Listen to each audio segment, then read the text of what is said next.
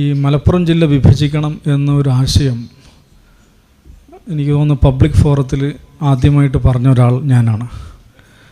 അത് 2001-ലോ 2002-ലോ മലപ്പുറത്ത് MSF നടത്തിയ ഒരു ഇതേമാതിരി ഒരു സെമിനാർ. അതൊരു വിദ്യാഭ്യാസ സെമിനാറായിരുന്നു.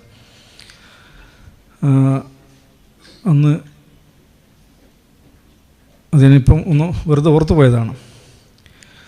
ഈ മലപ്പുറം എന്ന് പറയുമ്പോൾ നമ്മളെ ഈ വിഷയവുമായിട്ട് ചില ബന്ധം അതിനുണ്ട്. കേരളത്തിൽ ഇപ്പം CPM കാവി അണിയുന്ന നവമാർക്സിസം എന്ന് പറയാൻ പാടില്ല എന്ന് ഉമേഷ് ബാബു പറഞ്ഞു. അപ്പോൾ അതേക്കുറിച്ചുള്ള CPM-ൻ്റെ ഹിന്ദുത്വ സമീപനങ്ങൾ, ഇടതുപക്ഷ ഹിന്ദുത്വം എന്നൊരു പ്രയോഗം ഞാൻ കുറച്ച് മുമ്പ് നടത്തിയതിൻ്റെ പേരിൽ ഭയങ്കര ബഹളം ഉണ്ടായിരുന്നു. CPM-ൻ്റെ ഈ പറയുന്ന ഹിന്ദുത്വ സമീപനങ്ങളെക്കുറിച്ചിട്ടുള്ള വിമർശനങ്ങൾ വരുമ്പോൾ അവർ മുന്നോട്ട് വെക്കുന്ന ഒരാശയമുണ്ട്. അതിലൊന്ന്, നിങ്ങൾ അങ്ങനെ പറയുകയാണെങ്കിൽ മലപ്പുറം ജില്ല ഞങ്ങളല്ലേ ഉണ്ടാക്കിയത് എന്ന് പറയും. ശരിയാണ്, EMS മുഖ്യമന്ത്രി ആയിരിക്കുമ്പോഴാണ് മലപ്പുറം ജില്ല ഉണ്ടായത്. പക്ഷെ അതിൽ വേറൊരു വസ്തുതയുണ്ട്. മുസ്ലിം ലീഗ് ആ ഭരണകൂടത്തിൻ്റെ ഭാഗമായിരുന്നു, അല്ലെങ്കിൽ CH മുഹമ്മദ് കോയ അതിൻ്റെ ഭാഗമായിരുന്നു. അപ്പോൾ അതൊരു CPM-ൻ്റെ അവകാശവാദമാണ് എന്ന് പൂർണ്ണമായിട്ട് പറയാം, CPM-ൻ്റെ ഒരു സംഭാവനയാണെന്ന് പൂർണ്ണമായിട്ട് പറയാൻ പറ്റില്ല. ഇനി ഇതിലെ എൻ്റെ പ്രശ്നം അതല്ല. ഇത് മുസ്ലിം ലീഗ് ഇല്ല, CH ഇല്ല, CPM തന്നെയാണ്, CPM ഒറ്റയ്ക്കാണ് മലപ്പുറം ജില്ല രൂപീകരിച്ചതെന്ന് വിചാരിക്കുക. അതെങ്ങനെയാണ് ഒരു സവിശേഷമായ അവകാശവാദമായിട്ട്, അല്ലെങ്കിൽ മുസ്ലിം സമുദായത്തോട് സ്വീകരിച്ചിട്ടുള്ള എന്തോ ഒരു സവിശേഷ ആനുകൂല്യമായിട്ട് പറയാൻ കഴിയുക? അങ്ങനെ പറയുകയാണെങ്കിൽ 13 ജില്ലകൾ ഉണ്ടാക്കിയത് ഹിന്ദുക്കളോടുള്ള എന്തോ ഒരു സവിശേഷ ആനുകൂല്യമാണെന്ന് പറയേണ്ടി വരില്ലേ? ഈ മലപ്പുറം ജില്ല ഉണ്ടാക്കിയത് മുസ്ലിങ്ങൾക്കുള്ള എന്തോ ഒരു സംഗതിയാണ്, അവരോട് ചെയ്ത സേവനമാണെങ്കിൽ ബാക്കി 13 ജില്ലയോ? അതെന്താ അങ്ങനെ പറയാത്തത്? കോട്ടയം, ഞങ്ങൾ ഇത് ക്രിസ്ത്യൻ സമൂഹത്തോട് ഞങ്ങളല്ലേ കോട്ടയം ജില്ല രൂപീകരിച്ചതെന്ന് ആരും പറയാറുണ്ടോ? അല്ലെങ്കിൽ ഞങ്ങളല്ലേ ഇടുക്കി രൂപീകരിച്ചതെന്ന് ആരും പറയാറുണ്ടോ? എന്തുകൊണ്ടാണ് മലപ്പുറം ജില്ല രൂപീകരണത്തെ എതിർത്തത് എന്തുകൊണ്ട് എന്ന ചോദ്യം വളരെ പ്രസക്തമായതുപോലെ തന്നെ പ്രസക്തമാണ്. മലപ്പുറം ജില്ല രൂപീകരണം എന്നുള്ളത് എന്തോ ഒരു സവിശേഷമായ ആനുകൂല്യമാണ് എന്ന് പറയുന്നതിൻ്റെ ലോജിക്ക് എന്താണ്?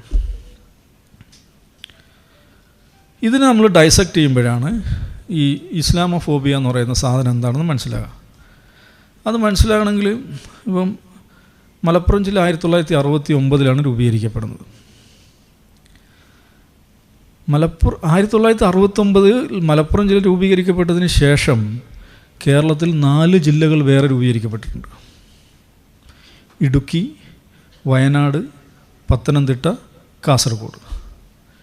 നിങ്ങൾ എവിടെയും കേട്ടിട്ടുണ്ടോ ആരെങ്കിലും അവകാശം ഉന്നയിക്കുന്നത് കാസർഗോഡ് ഞങ്ങളല്ലേ ഉണ്ടാക്കിയത്, അല്ലെങ്കിൽ വയനാട് ജില്ല ഞങ്ങളല്ലേ ഉണ്ടാക്കിയത്, ഇടുക്കി ജില്ല ഞങ്ങളല്ലേ ഉണ്ടാക്കിയത്, പത്തനംതിട്ട ഞങ്ങളല്ലേ? ഇങ്ങനെ ആരും അവകാശവാദം ഉന്നയിക്കുന്നില്ലല്ലോ. എന്തുകൊണ്ടാണ് മലപ്പുറം ജില്ല രൂപീകരണം ഒരു സവിശേഷമായ അവകാശവാദമായി മാറുന്നത്? എന്തുകൊണ്ടാണ്? മുസ്ലിങ്ങളുള്ള സ്ഥലത്ത് ജില്ല ഉണ്ടാകാൻ പാടില്ലേ? അത് പ്രത്യേകമായി വരുന്നു എന്നത് തന്നെയാണ് അതിലെ പ്രശ്നം. അതുപോലെ തന്നെയാണ് കാലിക്കറ്റ് യൂണിവേഴ്സിറ്റിയുടെ രൂപീകരണം. അത് സവിശേഷമായി വരുന്നു എന്നതുകൊണ്ട് അതിൻ്റെ തന്നെയാണ് വേറെ പ്രശ്നം. എന്ത്? മലപ്പുറം ജില്ല വിഭജിക്കണം എന്ന് പറയുമ്പം കോടിയേരി ബാലകൃഷ്ണൻ മുമ്പ് എനിക്ക് തോന്നുന്നു 4-5 വർഷം മുമ്പ് ഈ മലപ്പുറം ജില്ല വിഭജന ആവശ്യം വിഘടനവാദമാണെന്ന് പറഞ്ഞിട്ടുണ്ട്. തീവ്ര സംഘടനകളുടെ ആവശ്യമാണെന്ന് ഗോവിന്ദ മാഷ് പറഞ്ഞിട്ടുണ്ട്. അതെങ്ങനെയാണ് ഒരു ജില്ല രൂപീകരണം വിഘടനവാദമാവുന്നത്? നമ്മളുടെ ഭരണ സംവിധാനത്തിനകത്ത് ഒരു റവന്യൂ യൂണിറ്റാണ് ജില്ല എന്ന് പറയുന്നത്. നമ്മളുടെ ഭരണ സംവിധാനം, സിവിൽ അഡ്മിനിസ്ട്രേഷനകത്ത് ഒരു പുതിയൊരു യൂണിറ്റ്, ഒരു റവന്യൂ യൂണിറ്റ് കൊണ്ടുവരുന്നു എന്നതെങ്ങനെയാണ് തീവ്രവാദമാവുന്നത്? എങ്ങനെയാണ് വിഘടനവാദമാവുന്നത്? ഇത് നിങ്ങൾക്ക് മനസ്സിലാണ് വേറൊരു ഇതാണ്. മുമ്പ് കഴിഞ്ഞ UDF ഗവൺമെൻറ് കാലത്ത് അന്ന് പഞ്ചായത്ത് മിനിസ്റ്ററായിരുന്ന MK മുനീറായിരുന്നു. അന്ന് കുറേ അധികം മുനിസിപ്പാലിറ്റികളും പഞ്ചായത്തുകളും രൂപീകരിക്കാൻ തീരുമാനിച്ചു. നിങ്ങൾ പലരും ഓർക്കുന്നുണ്ടാവും ചിലപ്പോൾ. അത് വലിയ വിവാദമായി. ഞാനന്ന് അതിനെക്കുറിച്ച് എഴുതിയിട്ടുണ്ട്. അപ്പോൾ അത് കോടതിയിലൊക്കെ കോടതിയിൽ പോയിട്ട് അവസാനം കോടതി തന്നെ അതിലെന്തൊക്കെയോ ചില ഈ സാങ്കേതികമായ പിഴവുകളുണ്ടായിരുന്നു അതിൻ്റെ ഓർഡർ ജിയോ ഉണ്ടാക്കുന്നതിലും കാര്യങ്ങളിലൊക്കെ. കോടതി എന്ത് ചെയ്തെന്ന് വെച്ചാൽ അത് റദ്ദ് ചെയ്തു. മുനിസിപ്പാലിറ്റികൾ രൂപീകരിക്കാൻ അനുവാദം കൊടുത്തു, പഞ്ചായത്തുകളുടെ രൂപീകരണം റദ്ദ് ചെയ്തു. അപ്പോൾ ആ വിവാദം നടക്കുന്ന സമയത്ത് തോമസ് ഐസക് സാമാന്യനെ ഉയർന്ന മതേതര നിലപാട് സ്വീകരിക്കുന്ന ഒരാളാണ്.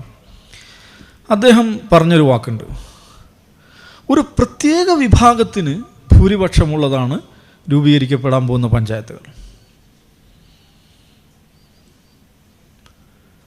അത് വസ്തുപരമായി ശരിയാണോ തെറ്റാണോ എന്നുള്ള വേറെ വിഷയം. ശരിയാണെന്ന് വിചാരിക്കുക. ഈ പ്രത്യേക വിഭാഗം ഉദ്ദേശിച്ചത് മുസ്ലിങ്ങൾ എന്നുള്ളതാണ്. മുസ്ലിങ്ങൾക്ക് ഭൂരിപക്ഷമുള്ളതാണ് എന്ന് വിചാരിക്കുക. പുതുതായി രൂപീകരിക്കപ്പെടാൻ പോകുന്ന പഞ്ചായത്തുകൾ മുസ്ലിങ്ങൾക്ക് ഭൂരിപക്ഷമുള്ളതാണ്. ശരി, ഓക്കെ, ഫൈൻ. അങ്ങനെ പാടില്ല എന്നാണല്ലോ തോമസ് ഐസക് പറയുന്നത്. അപ്പോൾ അതിൻ്റെ അർത്ഥം എന്താണ്? അതിനു മുമ്പ് ഈ പഞ്ചായത്തുകൾ എന്തായിരുന്നു? വേറെ ഏതോ ഒരു വിഭാഗത്തിന് ഭൂരിപക്ഷമുള്ളതാണല്ലോ. ഉണ്ടാക്കാൻ പോണത് മുസ്ലിങ്ങൾക്ക് ഭൂരിപക്ഷമുള്ള പഞ്ചായത്താണെങ്കിൽ ഏതൊരു പഞ്ചായത്ത് മുറിച്ചിട്ടായിരിക്കുമല്ലോ ഈ പഞ്ചായത്ത് ഉണ്ടാകുക. അപ്പോൾ ഇപ്പം നിലവിലുള്ള പഞ്ചായത്ത്, ഈ മുറിക്കാത്ത പഞ്ചായത്ത് എന്താണ്? വേറെ ഏതൊരു മുസ്ലിങ്ങളല്ലാത്ത വേറെ ഏതൊരു വിഭാഗത്തിന് ഭൂരിപക്ഷമുള്ളതായിരിക്കുമല്ലോ. അതൊരു പ്രശ്നമല്ലേ? എല്ലാ പഞ്ചായത്തിലും ഏതെങ്കിലും ഒരു വിഭാഗം ഭൂരിപക്ഷമായിരിക്കുമല്ലോ. ഒന്നുകിൽ ക്രിസ്ത്യാനികൾ ഭൂരിപക്ഷമായിരിക്കും, അല്ലെങ്കിൽ മുസ്ലിങ്ങൾ ഭൂരിപക്ഷമായിരിക്കും, അല്ലെങ്കിൽ ഹിന്ദുക്കൾ ഭൂരിപക്ഷമായിരിക്കും. മാർക്സിസ്റ്റുകൾ എന്തായാലും, നിരീശ്വരവാദികൾ എന്തായാലും ഭൂരിപക്ഷമുള്ള ഒരു പഞ്ചായത്തും കേരളത്തിൽ ഉണ്ടാവില്ല. അപ്പം മുസ്ലിങ്ങൾ ഭൂരിപക്ഷം, അപ്പോൾ ചിലപ്പോൾ അതിന് ലീഗുകാർ പോലും ഡിഫൻസിനൊക്കെ അയ്യോ അങ്ങനെയൊന്നും അല്ല എന്ന് പറഞ്ഞിട്ടായിരിക്കും പ്രശ്നം. അങ്ങനെ ആയാൽ എന്താ കുഴപ്പം? മുസ്ലിങ്ങൾ ഭൂരിപക്ഷമുള്ളൊരു പഞ്ചായത്ത് വരുന്നു, അല്ലെങ്കിൽ മുസ്ലിങ്ങൾ ഭൂരിപക്ഷമുള്ളൊരു താലൂക്ക് വരുന്നു, ഒരു ജില്ല വരുന്നു. അതെങ്ങനെയാണ് ഒരു അപകടകരമായിട്ടുള്ളൊരു സംഗതിയാവുന്നത്? അപ്പോൾ ഇവിടുത്തെ പ്രശ്നം ഇതാണ്. ഞങ്ങളാണ് മലപ്പുറം ജില്ല രൂപീകരിച്ചത് എന്ന അവകാശവാദം. ആ അവകാശവാദത്തിൽ തന്നെ ഒരു പ്രശ്നമുണ്ട്. എന്ത്? അതൊരു സവിശേഷമായൊരു കാര്യമേ അല്ല. മലപ്പുറത്തിന് ശേഷവും ജില്ല കേരളത്തിൽ രൂപീകരിക്കപ്പെട്ടിട്ടുണ്ട്. ഇന്ത്യയിൽ 300 ജില്ല 1969 മലപ്പുറം രൂപീകരിക്കപ്പെടുന്നത്. 69 ശേഷം ഇന്ത്യയിൽ 365 പുതിയ ജില്ലകളുണ്ടായിട്ടുണ്ട്. ഇന്ത്യയിൽ മൊത്തം നമ്മൾ എടുത്തു കഴിഞ്ഞാൽ അതൊക്കെ ആര് ഭൂരിപക്ഷമുള്ള ആരും നോക്കിയിട്ടുണ്ട്? ആരാണ് അവിടുത്തെ ഭൂരിപക്ഷം നോക്കി? എന്നാൽ അഡ്മിനിസ്ട്രേറ്റീവ് യൂണിറ്റുകൾ ചെറുതാവുക എന്നുള്ളത് അഡ്മിനിസ്ട്രേഷൻ നന്നാകാൻ നല്ലതാണ്. ഇപ്പം മലപ്പുറത്ത് 45 ലക്ഷമാണ് ജനസംഖ്യ. 45 ലക്ഷം എന്ന് പറഞ്ഞാൽ ഖത്തറിലെയും കുവൈത്തിലെയും ബഹ്റൈനിലെയും 3 രാജ്യങ്ങളിലെയും ജനസംഖ്യയേക്കാൾ കൂടുതലാണ്.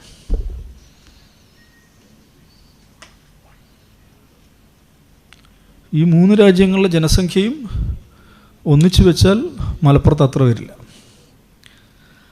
അപ്പം മലപ്പുറത്തേക്കാൾ ജനസംഖ്യ കുറഞ്ഞ ഡസൻ കണക്കിന് രാജ്യങ്ങൾ ലോകത്തുണ്ട്.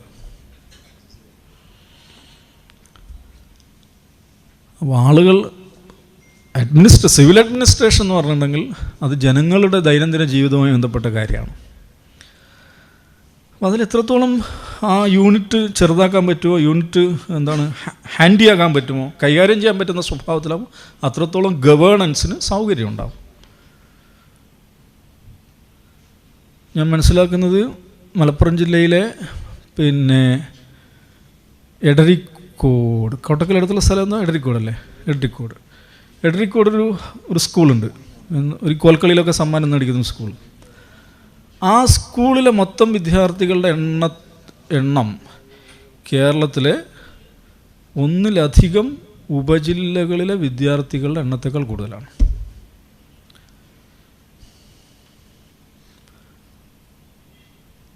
ഒരു AEO ഒരു ഉപജില്ലയിലെ വിദ്യാർത്ഥികളുടെ എണ്ണത്തേക്കാൾ കൂടുതലാണ് മലപ്പുറത്ത് ഒരു സ്കൂളിലെ വിദ്യാർത്ഥികളുടെ എണ്ണം. അങ്ങനെയൊക്കെ ഉണ്ട്. എൻ്റെ അടുത്ത് എൻ്റെ കണക്കിനെ മറന്നുപോയത്. ഇങ്ങനെയൊക്കെയാണ് ഇവിടെ കാര്യങ്ങൾ നടക്കുന്നത്. ഇവിടെ 45 ലക്ഷം മനുഷ്യർക്ക് ഒരു DM ആണെങ്കിൽ പത്തനംതിട്ടയിൽ ഏതാനും ലക്ഷം മനുഷ്യർക്ക് ഒരു DM ഉണ്ടാവും. ഇതാണ് അഡ്മിനിസ്ട്രേഷൻ്റെ ഒരു വിഷയം എന്ന് പറഞ്ഞാൽ.